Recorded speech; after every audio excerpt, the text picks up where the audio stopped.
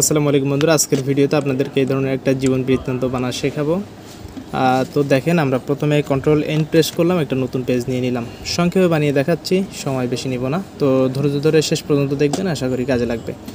প্রথমে চলে যাব পেজ লেআউটে, এদিক থেকে সাইজ থেকে A4 করে দিব। এরপরে মার্জিনটা আমরা নর্মালি রাখবো। রাখার পরে আমরা চলে যাব হোম মেনুতে, এদিক থেকে ফন্টটাকে চেঞ্জ করে বাংলা ফন্ট করে নিব। ফন্ট সাইজটাকে আমরা 16 রাখলাম আপাতত। এদিক থেকে সেন্টারে ক্লিক করলাম, এখানে আমরা টাইপ করব জীবন বৃত্তান্ত।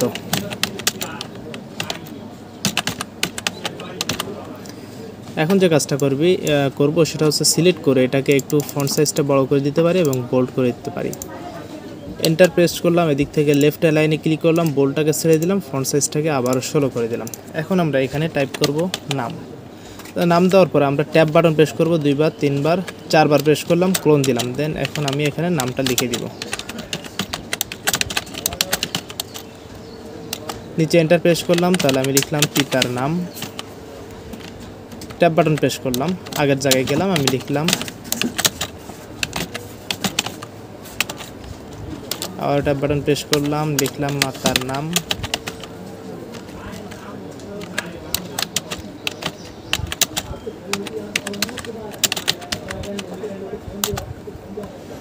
তারপর দেখেন, এখানে এভাবে করে আমাদের অনেকগুলো লেখা থাকে, যেমন পিতার নাম, মাতার নাম, স্থায়ী ঠিকানা, বর্তমান ঠিকানা, জন্ম তারিখ। তো এই যে সকল বিষয়গুলো আছে, তো আমি প্রথমে স্থায়ী ঠিকানা, বর্তমান ঠিকানা একটু পরে দিব। এই যেগুলো সংক্ষেপে আছে এই লেখাগুলোকে প্রথমে একটু টেনে নিচ্ছি, যাতে আপনাদের বুঝতে সুবিধা হয় সেই জন্য। এগুলো কিন্তু একটু বেশ কম আছে, তো আমি এগুলাকে ট্যাব বাটন দিয়ে আমি সরাই দিচ্ছি। তো দিয়ে দিলাম। এখন দেখেন, আমি আমার স্থায়ী ঠিকানাটা দিব।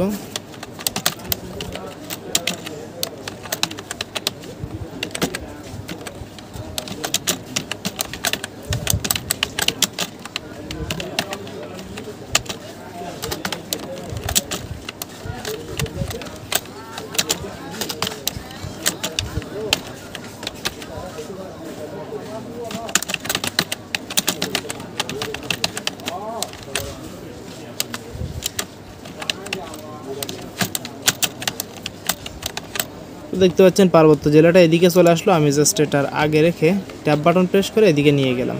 যাওয়ার পরে উপরের লাইনটাও সরে গেছে, লাইনের আগে ক্লিক করলাম, ব্যাক স্পেস প্রেস করলাম, আবারও আগের জায়গায় চলে আসলো। তো এখন আমরা যেটা লিখবো সেটা হচ্ছে আমাদের বর্তমান ঠিকানা লিখবো এখানে। তো আমি লিখতেছি বর্তমান ঠিকানা।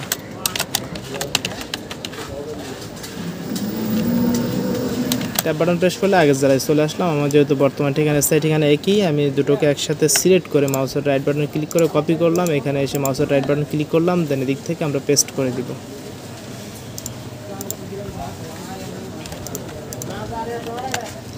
তো চলে আসলো। এখন দেখেন, আমি যেটা দিতে পারি সেটা হচ্ছে শিক্ষাগত যোগ্যতা।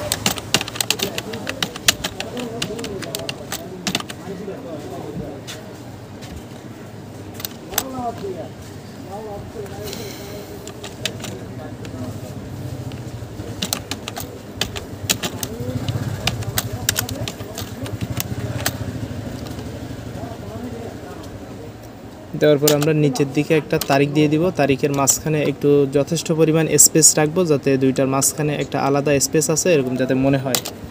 দেওয়ার পর আমরা এদিকে তারিখটা দিয়ে দিব। দেওয়ার পর আপনি যে কোনো একটা তারিখ দিতে পারেন। এখন আমাদের প্রয়োজন স্বাক্ষরের জায়গা বের করা। তো আমরা এন্টার প্রেস করে নিচে যাইতে পারি, অথবা চাইলে এই স্পেসেও দিয়ে দিতে পারি। তো এই স্পেসে যদি আমরা দিয়ে দিতে চাই, সেক্ষেত্রে দুইটা পদ্ধতিতে কাজ করা যায়। প্রথম পদ্ধতি হচ্ছে, আমরা চাইলে এদিক থেকে ট্যাব প্রেস করলাম, এখানে আমরা লিখলাম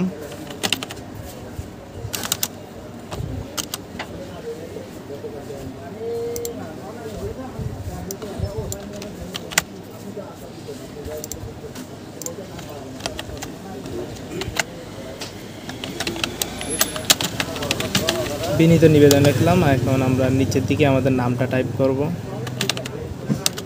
তো নাম আর বিনীত নিবেদন এই দুইটার মাঝখানে একটু স্পেস রাখতে হবে, যাতে এই জায়গাটাতে স্বাক্ষর করা যায়।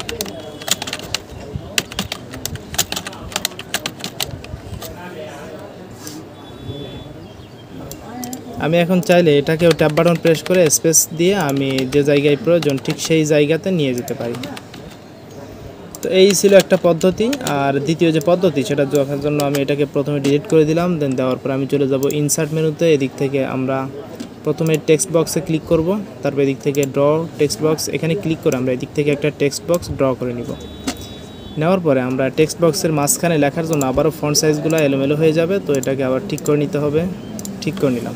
এখন আমি লিখলাম এখানে বিনীত নিবেদন এবং আমি নিচে স্পেস রেখে মোহাম্মদ আশাদুল ইসলাম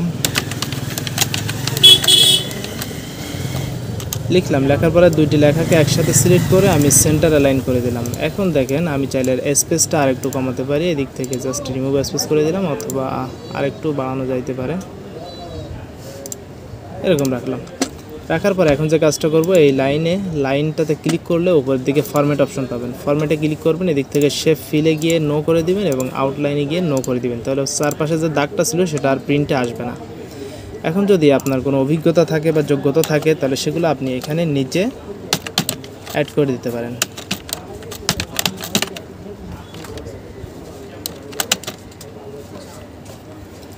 তো এভাবে করে আপনি খুব সহজেই যে কোনো প্রকার জীবন বৃত্তান্ত মাত্র 5 মিনিটে তৈরি করে ফেলতে পারবেন। তো ভিডিওটা কেমন লাগলো জানিয়ে কমেন্টস করবেন। আর আমাদের এই পেজে নতুন হয়ে থাকলে ফলো করে রাখবেন। ইউটিউব থেকে দেখে থাকলে অবশ্যই আমাদের চ্যানেলটিকে সাবস্ক্রাইব করে রাখবেন।